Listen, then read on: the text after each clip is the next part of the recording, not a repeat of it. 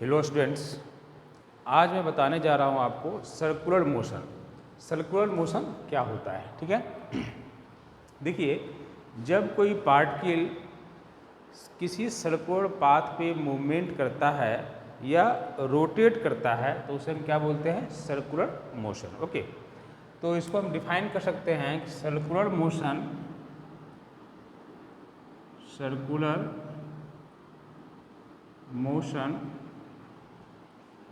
is defined as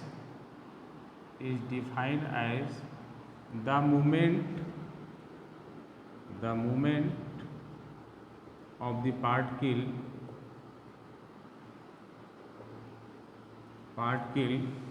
along the circular path। Okay, तो इसे हम क्या बोलेंगे, सर्कुलर मोशन। अगर कोई पार्टिकल का मूवमेंट होता है अलोंग द सर्कुलर पाथ तो उसको क्या बोलते हैं,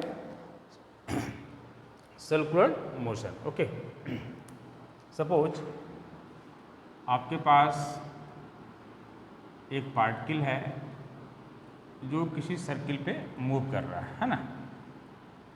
आपके पास कोई एक पार्टिकल है जो सर्कुलर पाथ पे मूव कर रहा है, ठीक है। तो मानते हैं कि ये पी पार्टिकल है जो सर्कुलर पाथ पे मूव कर रहा है ना। तो जो ये मूवमेंट होगा इस पार्टिकल का along this circular path, okay, जो मूवमेंट होगा पार्टिकल पी का अलोंग दिस सर्कुलर पाथ, तो इसका जो पार्टिकल का जो डिस्टेंस होगा फ्रॉम द ओ, वो हमेशा क्या होगा, कांस्टेंट होगा।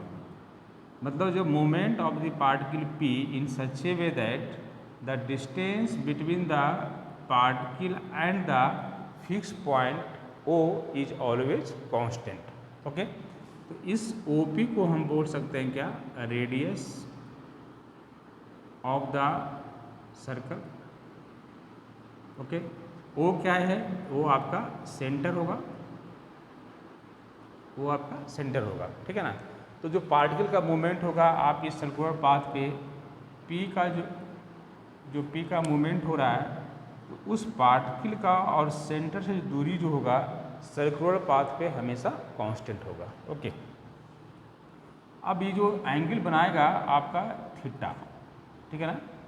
तो ये थीटा को हम बोलते हैं एंगुलर पोजीशन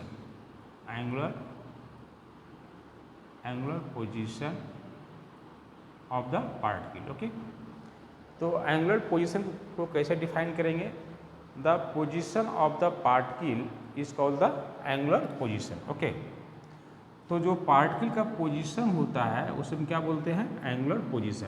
तो यहाँ पे थीटा क्या है, angular position of the particle. Okay, अगर ये पार्टिकल का पोजीशन जो है ना, वो थीटा पे है, मान लो कि टी टाइम के बाद है। अगर इसका मूवमेंट कुछ समय के बाद है ना, ये कितना एंगल बना लिया, डी थीटा से मूव कर गया है ना, डी थीटा से ये मूव किया। ओके, कितने टाइम में, T plus D T time में इसका मूवमेंट हो गया है ना। तो जो टोटल एंगल बना यहाँ से लेकर यहाँ तक, ठीक है, वो कितना हो गया, थीटा प्लस डी थीटा, ठीक है, थीटा प्लस डी थीटा। तो यहाँ पे जो डी थीटा होगा उसको हम बोलते हैं angular displacement.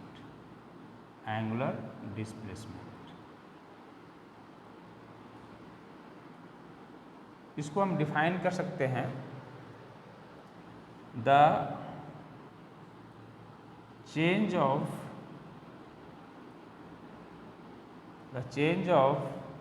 Angular position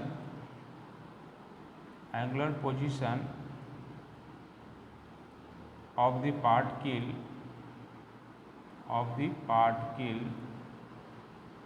is called angular displacement। क्या बोलेंगे इसको, एंगुलर डिस्प्लेसमेंट। ओके, इसको हम बोल रहे हैं एंगुलर डिस्प्लेसमेंट। ओके, तो इस एंगुलर डिस्प्लेसमेंट का जो यूनिट होगा वो क्या होगा, यूनिट जो होगा एंगुलर डिस्प्लेसमेंट का वो आपका होगा रेडियन। इसका डायमेंशन क्या होगा, ये डायमेंशन लेस क्वांटिटी है, आपको मालूम है ये क्या है, एक डायमेंशन लेस क्वांटिटी है। ओके, अच्छा इसका एंगल क्या होगा, तो देखिए आपका कोई भी ऑब्जेक्ट है या कोई पार्टिकल है वो मूव कर रहा है सर्कुलर पाथ पे, तो या तो उस पार्टिकल का मूवमेंट क्लॉकवाइज होगा या आपका एंटी क्लॉकवाइज होगा, ठीक है ना। तो जैसे हमने क्रॉस प्रोडक्ट में आपको बताया था कि राइट हैंड थंब रूल लेते हैं, बट थोड़ा सा यहाँ ध्यान देना है कि मान लेते हैं कि आप अपने पाम को कुछ इस तरह से रखिए और अगर पार्टिकल का मूवमेंट किधर हो रहा है, आपका एंटी क्लॉकवाइज, पार्टिकल का मूवमेंट हो रहा है एंटी क्लॉकवाइज। ओके, तो आप क्या करेंगे, इस फिंगर को भी धीरे धीरे कर्ल कीजिए, है ना, किधर, एंटी क्लॉकवाइज डायरेक्शन में, ठीक है। तो ये जो आपका थंब होगा, अगर इसको आप मूव करते हैं तो थंब क्या होगा, थंब आपका आउटवर्ड होगा, ठीक है, आउटवर्ड।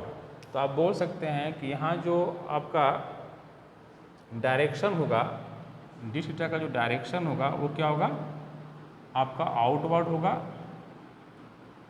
आउटवर्ड। आउटवर्ड को हम ऐसे भी डिनोट करते हैं डॉट से, ठीक है ना। किसमें, जब इसका मूवमेंट क्या हो, एंटी क्लॉकवाइज हो, जब आपका पार्टिकल क्या है, एंटी क्लॉकवाइज मूव कर रहा है, एंटी क्लॉकवाइज मूव कर रहा है।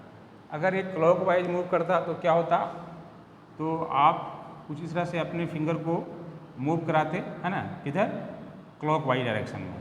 तो ये जो आपका थंब है किधर होता, इनसाइड द बोर्ड होता, मतलब इनवर्ड होता, है ना। तो हम बोल सकते हैं कि डी थीटा का जो डायरेक्शन होगा वो क्या होगा, इनवर्ड होगा। इनवर्ड को हम क्रॉस से डिनोट करते हैं, और कब होगा, जब ये क्लॉकवाइज मूव करेगा, ठीक है, जब ये क्लॉकवाइज मूव करेगा तो इसका जो डायरेक्शन होगा वो क्या होगा, इनवर्ड होगा, ठीक है। तो यहाँ से आपको डायरेक्शन मिल गया इसका एंगुलर डिस्प्लेसमेंट का। एंगुलर डिस्प्लेसमेंट क्या है, एक वेक्टर क्वांटिटी है, ठीक है ना। एंगुलर डिस्प्लेसमेंट क्या होगा, एक वेक्टर क्वांटिटी होगा, ठीक है। चलिए अब इसके बाद हम देखते हैं एंगुलर वेलोसिटी। एंगुलर वेलोसिटी क्या होगा, ठीक है। तो एंगुलर वेलोसिटी जैसे आपने पढ़ा था वहाँ लीनियर मोशन में और रेक्टिलिनियर मोशन में, उसी टाइप से यहाँ भी आपका क्या होगा, यहाँ पे हम नाम देते हैं सिर्फ एंगुलर वेलोसिटी, ठीक है। तो एंगुलर वेलोसिटी में पहले हम देख लेते हैं एवरेज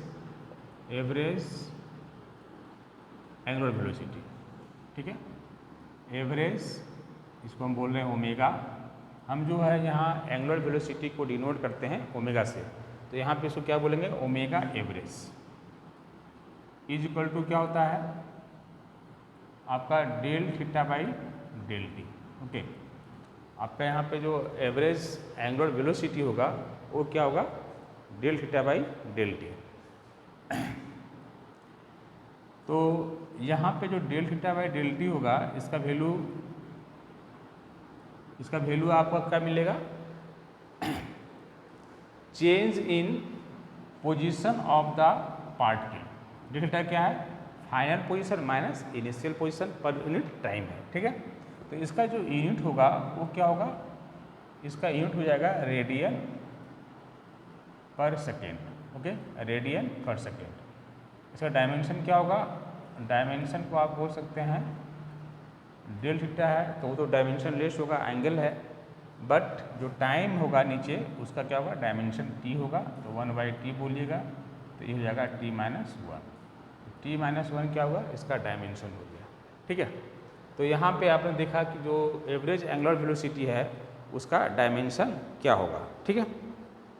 चलिए इसी टाइप से आपका होगा इंस्टेंटेनियस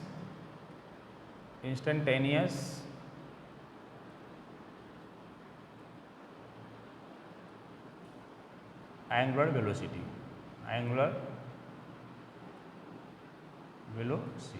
ओके, जिसको हम ओमेगा से डिनोट करेंगे। तो ओमेगा इक्वल टू यहाँ पे होगा D theta by D T. D theta by D T क्या उसको बोलेंगे, इंस्टेंटेनियस एंगुलर वेलोसिटी, ठीक है। देखिए जैसे आप वहाँ पे लिखते थे V equal to D S by D T like that, okay, उसी टाइप से आपने यहाँ क्या लिखा, omega equal to D theta by D T, है ना। जैसे आपने वहाँ लिखा था उसी टाइप से आपने यहाँ भी इसको हम लिख सकते हैं, ठीक है। चलिए, तो यहाँ पे आपका D theta by D T को हम क्या बोल रहे हैं, ओमेगा, दिस इज जो इंस्टेंटेनियस एंगुलर वेलोसिटी, ओके। अगर मानते हैं कि आपका जो टाइम पीरियड होता है, टाइम पीरियड कैसे डिफाइन करते हैं, टाइम पीरियड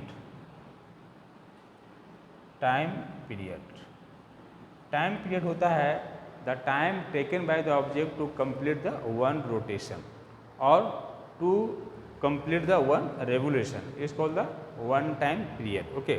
तो टाइम पीरियड होगा, मान लेते हैं कि अगर आप एवरेज एंगुलर वेलोसिटी निकालना चाहते हैं, अगर पार्टिकल वन कंप्लीट क्या हुआ, वन रोटेशन के लिए, ठीक है, तो वन रोटेशन में जो ओमेगा एवरेज होगा, ओमेगा एवरेज उसको कैसे निकलिएगा, omega average is equal to del theta by del T. तो डेल थीटा का वैल्यू कितना होगा, 2 पाई, और 2 पाई जो एंगल बनाया सेंटर पे, है ना, वन कंप्लीट रोटेशन में और वन कंप्लीट रेवोल्यूशन में, ठीक है। तो और टाइम कितना लगा, 1 टाइम पीरियड के बराबर, टी टाइम, है ना। तो टाइम पीरियड को हम डिनोट कैसे करते हैं, टी से, ठीक है।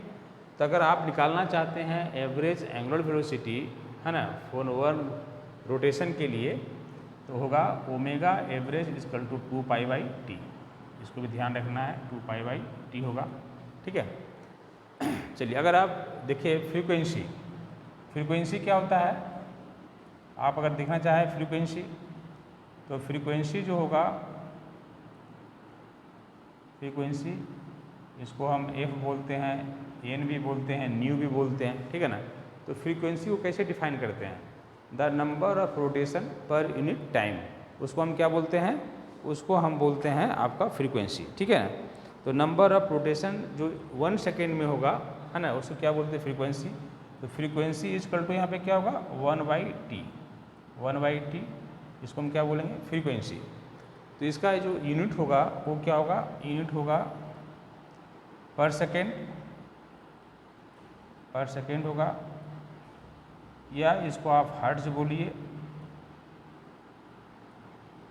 इसको जेड से डिनोट करते हैं, इसको आप हर्ट्ज बोलिए, और इसी का नाम है साइकिल पर सेकेंड से पीस क्या हुआ, साइकिल पर सेकेंड, ठीक है। तो जो फ्रीक्वेंसी का यूनिट यहाँ पे होगा पर सेकेंड होगा, या हर्ट्ज होगा, या फिर आपका क्या होगा, साइकिल पर सेकेंड होगा, ठीक है।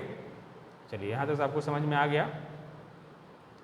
अब देखते हैं हम इसमें एंगुलर एक्सेलरेशन क्या होगा, है ना। इसमें हम फाइंड आउट करेंगे कि एंगुलर जो एक्सेलरेशन होगा उसको आप कैसे फाइंड आउट करेंगे, या इसके पहले कुछ क्वेश्चन अगर आप देखना चाहते हैं तो देख लीजिए। इस पर अगर आपका 1-2 क्वेश्चन देख लेते हैं, ठीक है। जैसे आपका क्वेश्चन है find out the average angular velocity, question है find out the average angular velocity for the first one second hand, है ना, second hand of the clock. फिर आप बोल सकते हैं इसमें आप मिनट हैंड का निकालिए, या आप इसमें बोलिए कि आवर हैंड, ठीक है। तो एक किसका, ऑफ द क्लॉक, ठीक है ना। क्लॉक के सेकेंड हैंड, मिनट हैंड और आवर हैंड का आपको क्या निकालना है, एवरेज एंगुलर वेलोसिटी। तो देखिए, पहला जो आप निकालना चाहेंगे फर्स्ट वन, तो सेकेंड हैंड का क्या होगा, omega average is equal to क्या होता है, del theta by del T, okay. तो थीटा का वैल्यू कितना होगा, कितना एंगल बनाएगा, का जो सेकेंड का सुई होता है सेकेंड हैंड का, है ना, तो कितना एंगल बनाएगा, वन रोटेशन में मान लेते हैं कितना होगा, 2 पाई बनाएगा। कितने उसको टाइम लगेगा, how much time taken by the second hand, है ना, तो ये आपको लगेगा कितना, 60 सेकेंड, है ना। 60 सेकेंड में क्या होगा, 1 कंप्लीट रोटेशन हो जाएगा। तो ये हो जाएगा पाई बाई 30। पाई बाई 30 क्या हो गया, रेडियन पर सेकेंड। ओके, सिमिलरली अगर दूसरा का आप निकालेंगे, किसके लिए, मिनट हैंड के लिए, तो ये 2 पाई और कितना टाइम लगेगा कंप्लीट को, 1 रोटेशन के लिए। 1 रोटेशन के लिए इसका टाइम जो लगेगा आपको वो लग जाएगा 1 आवर मीन्स 60 मिनट। और इस 60 मिनट को क्या करेंगे आप, कन्वर्ट कीजिए सेकेंड में, दिस वन, तो कितना हो जाएगा, pi divide by 30 into 60, pi divide by 1800 radian पर सेकेंड। ओके, तो आपको ये निकल गया angular velocity for the minute hand. अगर हम निकालना चाहे तीसरा, किसके लिए, आवर हैंड के लिए, तो आवर हैंड के लिए भी क्या होगा, तीसरा यहाँ लिख रहा हूँ, आवर हैंड के लिए जो होगा वो आपको क्या होगा, omega average is equal to del theta by del T. तो जो यहाँ पे आवर का सुई होगा, ठीक है ना, वो कितना एंगल बनाएगा, 2 पाई, और टाइम कितना होगा, जो हमारे पास आवर का हैंड होगा, आवर का जो सुई होगा, वो पूरा कंप्लीट 1 रोटेशन के लिए उसको 12 आवर लग जाएगा। बताइए, 12 hour, 12 into 60 minute into 60 second, है ना, 1 रोटेशन के लिए उसे 12 आवर लग जाएंगे। तो आपको ये मिल जाएगा दिस वन रेडियन पर सेकेंड। ठीक है, तो इस टाइप से कोई भी क्वेश्चन आता है तो आप एवरेज, ओमेगा एवरेज आप निकाल सकते हैं। ठीक है, तो यहाँ पे जो एवरेज एंगुलर वेलोसिटी होगा तो कोई भी क्वेश्चन आप सिंपली फाइंड आउट कर सकते हैं। ठीक है, चलिए अब देखते हैं हम एंगुलर एक्सेलरेशन। एंगुलर एक्सेलरेशन को हम कैसे फाइंड आउट करेंगे। ठीक है, एंगुलर एक्सेलरेशन,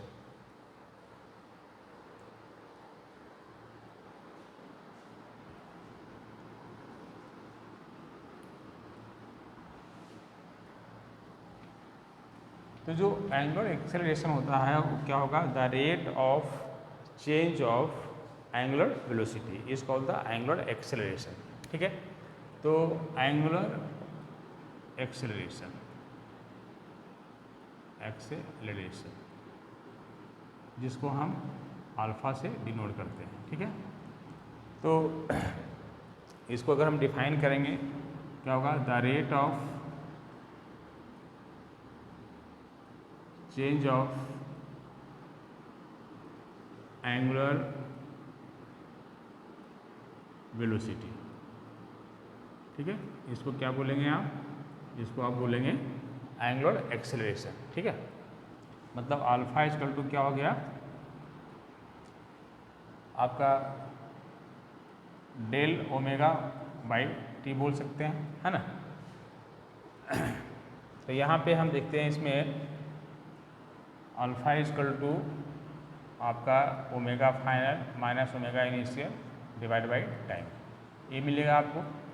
अगर आप देखें यहाँ पे एवरेज एंगुलर एक्सेलरेशन, ठीक है, तो एवरेज एंगुलरेशन क्या होगा आपका, alpha average is equal to क्या हो जाएगा, del omega by del T, ये होगा del omega by del T, ये हो जाएगा आपका क्या, एवरेज एंगुलर एक्सेलरेशन। ठीक है, इसका जो यूनिट होगा वो क्या हो जाएगा, रेडियन पर सेकेंड, ओमेगा का डिवाइड बाई क्या है, टाइम है, तो रेडियन पर सेकेंड स्क्वायर। ओके, ये क्या होगा, इसका डायमेंशन क्या हो जाएगा, डायमेंशन क्या हो जाएगा इसका 1/t² मीन्स t माइनस 2, इसका एक डायमेंशन हो जाएगा, है ना। चलिए इसी टाइप से हम देखते हैं आपका नेक्स्ट वन, इंस्टेंटेनियस